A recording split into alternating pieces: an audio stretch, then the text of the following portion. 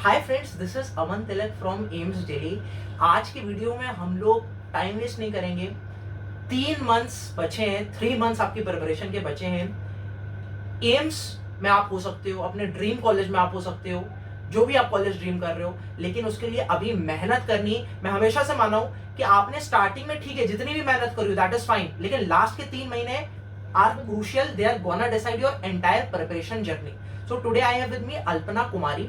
अल्पना ने नीट पहली बार अपना 2016 में दिया था। She is 12th pass in 2015 and 5 times fifth attempt में 2020 में she secured 691 and she is now at AIIMS Delhi.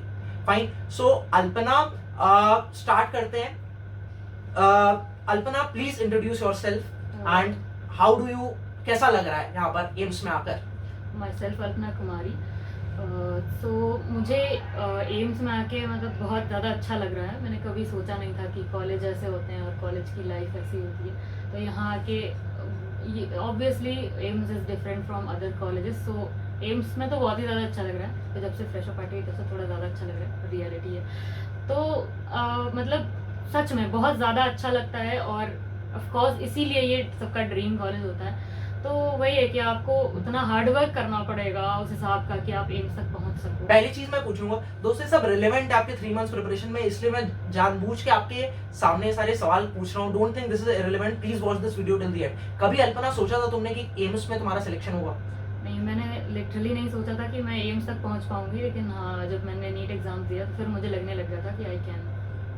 जब तुमने इस वाला हाँ अभी 2020 में दिया था, है ना, उससे पहले कभी भी तुम्हें कभी नहीं सोचा था। मतलब ये था कि फिर 2018-19 में मेरा ये एम हो गया कि मेरे को यूपी का नंबर 1 है जो केजीएमसी, वो हो गया। और इवन 2020 की प्रिपरेशन के दौरान भी मेरा ये था कि मेरे को केजीएमसी चाहिए क्योंकि वो यूपी का बेस्ट है, इस वजह से। लेकिन फिर So your dream college was AIIMS. What was that motivated you for AIIMS? हाँ मतलब मैंने ये देखा था कि एम्स मतलब एम्स के कॉलेज और इसकी स्पेशलिटीज़ इतनी डिफरेंट हैं। और रूम वगैरह, मतलब मैंने एक वीडियो देखा था सर का, जिसमें नलिन खंडेलवाल और सार्थक भट्ट, वो सब लोग थे, 3 लोग थे। तो वो इंटरव्यू और वो सब, तो वो तो मतलब 1 साल पहले जब मैं एंड्रॉइड चलाती थी तब देखा करती थी कि हाँ ये इतना अच्छा कॉलेज है। फिर उसके बाद मतलब होता है ना कि हमें 3-4 चीज़ें एक साथ कर रही हैं पुश की, हम पढ़ रहे हैं तो रीजंस होते हैं कि हम पढ़ रहे हैं तो एक वहाँ पे जा सकते हैं क्या नहीं, तो कितना एक वो कहीं ना कहीं चीज अंदर एक motivation, internal source of motivation आपके सबकॉन्शियस माइंड में घुस जाती है, वो आपको बार बार पॉजिटिव रीइंफोर्समेंट देता है ना। That is why I make these sessions. और आज तुम यहाँ बैठी हो, हर कोई बच्चा जो इस सेशन को देख रहा है, आप में पोटेंशियल है कि आप अपना ड्रीम कॉलेज छोड़ सको। मेहनत अभी आपको करनी पड़ेगी। अब जल्दी से बढ़ते हैं। अल्पना, तुमने अपने लास्ट के 3 महीने में कैसे प्रिपरेशन की थी नीट के लिए? हाँ तो मेरा तो मतलब होल द ईयर जो मैंने नोट्स बनाए थे वो, और मैंने मॉड्यूल्स हटा दिए थे क्योंकि मॉड्यूल्स में एक्स्ट्रा कंटेंट था। और लास्ट के 3 मंथ में मॉड्यूल पढ़ना तो बेकार सी बात है, क्यों ही मॉड्यूल्स पढ़ो। तो जो थोड़े बहुत क्वेश्चंस आपको लगाने हैं वो आप फिजिक्स में, जैसे मैं बताऊं, पहले तो बायोकेमिस्ट्री में आप प्रॉपर एनसीईआरटीज़ पे रहिए। पूरी बायो में आप सिर्फ एनसीईआरटीज़ पे रहिए। लास्ट के 3 मंथ्स में मैं भी रही।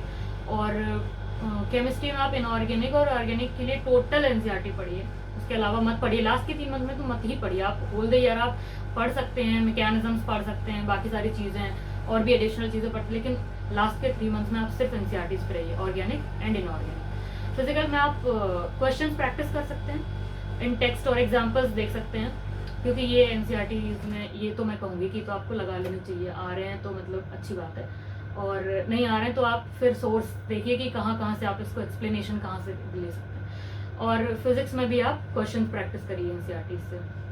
तो लास्ट मंथ में पहले तो आपका शॉर्ट नोट्स होना चाहिए। मेरे हिसाब से बायोलॉजी का शॉर्ट नोट्स तो क्या ही पॉसिबल, उसमें क्या ही आप शॉर्ट नोट्स, टोटली इंपॉर्टेंट है। लेकिन केमिस्ट्री में कुछ फॉर्मूलेज, फिजिकल केमिस्ट्री में या इनऑर्गेनिक में कुछ रिएक्शंस, या ऑर्गेनिक में कुछ इंटरमीडिएट, कुछ इंपॉर्टेंट रिएक्शन, वो सब शॉर्ट नोट्स में इंक्लूडेड होती हैं। तो आप कुछ ऑर्डर्स होते हैं ऑर्गेनिक में, तो वो सब आपका जब होल द ईयर बनता है तो आप एंड में वो रिवाइज करिए, उसका नोट्स बना लियो। जिन लोग ने बनाया उसको रिवाइज कर ले, नहीं तो आप अपनी एनसीईआरटीज़ में अंडरलाइन कर सकते हैं। अभी भी टाइम है। आप 2-3 दिन में आप पूरी नोट्स का आप शॉर्ट नोट बना सकते हैं। Fine, वो हाँ। आपको लास्ट के जिन लोगों ने नोट्स बनाए वो अपने शॉर्ट नोट्स बना सकते हैं, या बहुत इंपॉर्टेंट होगा आपको बाद में रिवाइज करने के लिए। बायोलॉजी में मैं एक चीज ऐड करना चाहूंगा, एनसीईआरटी में बगल में जो वो दिया हुआ है स्पेस, उस पे आप लिख उस पे सकते हो, यूज कर है ना? सकते हो, और करते भी हैं हाँ, बच्चे। हाँ तीसरी चीज आपके पास अगर आप चाहो तो मेरी जो खुद की एनसीईआरटी है जो मैंने अंडरलाइन जैसे की थी, है ना, वो करीब करीब आप मान के चलो 30% अंडरलाइन होगी, 70% अनअंडरलाइन होगी। जैसे फिजिक्स की मैं बात करूं तो 20% अंडरलाइन होगी, केमिस्ट्री में तो 40% होगी, बायो में तो ऑलमोस्ट सब इंपॉर्टेंट है, लेकिन तब भी उसमें इंपॉर्टेंट चीज है मैंने सर्किल करके रखी है, जो मुझे लगता है तो मैं भूल जाऊंगा, अंडरलाइन कर लेता सब था, करते हैं, जिससे हाँ। मैं रिवाइज करता था, तो वही मैं चीजें बस अंडरलाइन और सर्किल वाली चीजें देख लेता था अकॉर्डिंग टू कितना मेरे पास टाइम बच रहा होता था। तो मेरे टेलीग्राम चैनल पे अवेलेबल है दोस्तों, लिंक डिस्क्रिप्शन में दिया हुआ है, you can very well see that completely free of cost, do join that, I really recommend that, है ना। ठीक है, आगे बढ़ते हैं कि ठीक है आपने ये चीज कर लिया, इसके अलावा तुम्हें क्या लगता है कि अभी क्या करना चाहिए? एनसीईआरटी देखो मैं समअप कर दे रहा हूँ, बायोलॉजी एनसीईआरटी पूरी इंपॉर्टेंट है, ऑल्दो आप उसमें और चीजें ऐड कर सकते हैं, लेकिन पूरी एनसीईआरटी बहुत इंपॉर्टेंट है। इनऑर्गेनिक केमिस्ट्री, ऑर्गेनिक केमिस्ट्री बहुत इंपॉर्टेंट है, एनसीईआरटी हम पढ़ोगे। ऑर्गेनिक केमिस्ट्री में एक और चीज हो जाती है कि भाई नेम्ड रिएक्शंस हैं, वो आपको याद होने चाहिए, उसको आप अंडरलाइन कर लो, जैसे भी कर लो, वो याद होने चाहिए, आपके फिंगर टिप्स में होने चाहिए, as well as convergence, very important. तो एनसीईआरटीज में ही एग्जाम वो दिए हुए क्वेश्चंस दिए हुए, you solve them very well, है ना। फिजिक्स और फिजिकल केमिस्ट्री के बारे में अब आते हैं, सो यू टेल कि तुम्हारा क्या स्ट्रेटेजी रही फिजिक्स और फिजिकल केमिस्ट्री? तो मैंने अपने 5th 10th में फिजिक्स की एनसीईआरटी एक्चुअली खोली थी, तो उससे पहले नहीं खोली। तो मैंने क्वेश्चंस किए थे, थोड़े बहुत एग्जांपल्स किए थे, और फिजिकल केमिस्ट्री में मैंने शॉर्ट नोट्स के तौर पे वो सारे फॉर्मूलेज ऑफ ईच चैप्टर वो बना रखे थे। वो मैं टेस्ट से पहले, जब मैं पर डे टेस्ट देती थी लास्ट के 2 मंथ्स में, और पर वीक टेस्ट देती थी लास्ट के 3 मंथ्स में, मतलब अकॉर्डिंगली जैसे जैसे टाइम कम होता जा रहा था मैं अपनी टेस्ट की फ्रीक्वेंसी बढ़ा रही। तो जब टेस्ट से पहले मेरे को वही रिवाइज करना था, शॉर्ट नोट्स और बायोलॉजी के कुछ जो चैप्टर्स आ रहे हैं, तो आप वैसे ही करिए। मतलब फिजिक्स में भी आप एक्सरसाइज वगैरह करिए, और फिजिकल केमिस्ट्री में भी एक्सरसाइज और इंडेक्स एंड एग्जांपल्स वगैरह। और एक लास्ट चीज जो मैं प्रॉम्प्ट करना चाहूंगा, I am sure you have done that, previous year questions. Cause वो तो हाँ, तो प्रीवियस मैं भूल गई। तो प्रीवियस ईयर क्वेश्चन हाँ बहुत इंपॉर्टेंट है, वो रिपीट होते हैं, और बहुत इंपॉर्टेंट है कि उसी के टाइप का क्वेश्चन आता है ना, आता है, हाँ। तो वेरी और एनसीईआरटीज हैं इंपॉर्टेंस एग्जैक्टली। अगर आपको मतलब नए क्वेश्चन मिलेंगे तो भी एनसीईआरटी से ही आएंगे, और पुराने भी एनसीईआरटी से हैं, वो प्रीवियस ईयर में है, तो आप प्रीवियस ईयर क्वेश्चन सब मतलब लास्ट के 3 मंथ में आपको यही सब करना है। Short notes, previous year question जितने ज़्यादा आप लगा सको लगाओ, और पर डे क्वेश्चंस बढ़ाओ, आप कितने लगा रहे हो उस हिसाब से। और टेस्ट के पहले आप अपने शॉर्ट नोट्स रिवाइज करो, बायोलॉजी पढ़ो। बायोलॉजी को कम, मतलब कुछ बच्चे बायोलॉजी को इग्नोर कर देते हैं फिजिक्स और केमिस्ट्री की वजह से, तो वो मत करिए, क्योंकि करते हैं। और एनसीईआरटीज को तो किसी हाल में इग्नोर नहीं करना है, किसी भी सब्जेक्ट की। तो आप मतलब इन्हीं सबको फोकस करिए लास्ट के 3 मंथ्स में। आप ये सब इम्पॉर्टेंट है कि आप किस तरीके से मैनेज कर रहे हो टेस्ट को।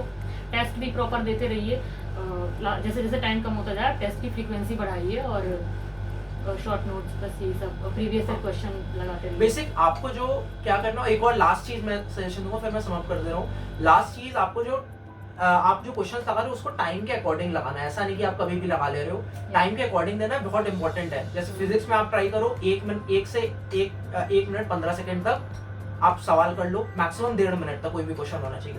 केमिस्ट्री में आप 1 मिनट से अंदर रहेगा आपका क्वेश्चन, और बायोलॉजी में ट्राई करो 30 सेकंड के अंदर हर एक क्वेश्चन जैसे आप अगर पूरा क्वेश्चन ऐसा लगा रहे हो, मतलब मेजर टेस्ट जो होते हैं जिसमें पूरा सिलेबस आता है, तो आप उस हिसाब से मैनेज करके 2 आवर 30 मिनट, 2 आवर 40 मिनट, इस तरीके से आप कोशिश करिए। बिकॉज जब फाइनल एग्जाम होता है ना, तब थोड़ा सा टेंशन हो जाता है, आप आराम से थोड़ा होता हो सकता है कभी कभी आपको डिलेड ओएमआर शीट 10 मिनट मिले, तो बहुत इंपॉर्टेंट है कि भाई आप उस वक्त दिमाग से लेके चलो कि भाई हॉल टिकट जो आपका नंबर होता है, ठीक है, वो आपका एडमिट कार्ड नंबर, वो आपको कभी गलत नहीं भरना है, आराम से लेके भरना है, बहुत इंपॉर्टेंट है। लोग उसमें मिस्टेक कर जाते हैं, सोचते हैं उसमें टाइम बचाते हैं, ऐसी चीजों में टाइम नहीं बचाना है, आपको टाइम बचाना, तो अभी प्रिपरेशन में टाइम बचाओ, प्रैक्टिस में टाइम, प्रैक्टिस करो अच्छे से, और उसमें आप क्वेश्चंस में ट्राई करो कि आप स्पीड अप कर सको ज्यादा से ज्यादा, that is what you have to do. और जितना आप अच्छे से पढ़ेंगे और जितना लास्ट मंथ में आप सही करेंगे, ओरिएंटेड करेंगे, आपको एग्जाम वाले दिन कॉन्फिडेंस रहेगा। तो वो वही चीज़ है ना कि आपको नर्वसनेस तब आती है जब आप कहीं ना कहीं कुछ कमी लेके चलते हैं, या फिर कोई और चीज़ जो उस दिन नेगेटिविटी दे दे, तो वो सब चीज़ें हैं। आप अगर अपना 100% दे के चलेंगे तो आपको अपने आप पे भरोसा रहेगा, और आप सही करके आएंगे paper. So that's all for this session guys. I hope ये हेल्प करेगा रिपीटर्स, नॉन रिपीटर्स, सबको, फ्रेशर्स, सबको हेल्प करने वाला है ये वीडियो, है ना। और बस ये देखने की बात नहीं है, लोग क्या करते हैं, एक वीडियो देखेंगे, 2 वीडियो देखेंगे, 3 वीडियो, यार पर्पस इस वीडियो का तुम इसे फॉलो करो, है ना, फॉलो करो, अपने वे में फॉलो करिए, आपको जैसा सही लगे उस तरीके से फॉलो करिए। लेकिन कुछ चीजें हैं जो सबकी कॉमन होती है प्रॉब्लम्स, आप उस पे फोकस करिए। वो पर्पस है वीडियो का कि कुछ चीजें हैं जो सभी इग्नोर करते हैं, कुछ चीजें हैं तो उसके लिए है वीडियो कि आप वो मत करिए। और ये तब था जबकि आपके कंसेप्ट हैं वो क्लियर, आप पहले से पढ़ रहे हो, है ना। और जिन लोगों के कंसेप्ट नहीं क्लियर है दोस्तों, अभी भी आपके पास टाइम है। मैं ये नहीं बोल रहा कि यार आप 700 नंबर ले आओगे, है ना, या 690 नंबर ले आओगे, लेकिन बहुत जरूरी है जो लोग अभी प्रिपरेशन कर रहे हैं कि अभी पढ़ाई आप स्टार्ट करो, अपने कंसेप्ट बनाओ। देखिए केमिस्ट्री इनऑर्गेनिक में कोई ज्यादा बहुत कंसेप्ट होता नहीं है, वो आप खुद से ऐसे पढ़ सकते हो, बायो में भी आप खुद से पढ़ सकते हो, है ना।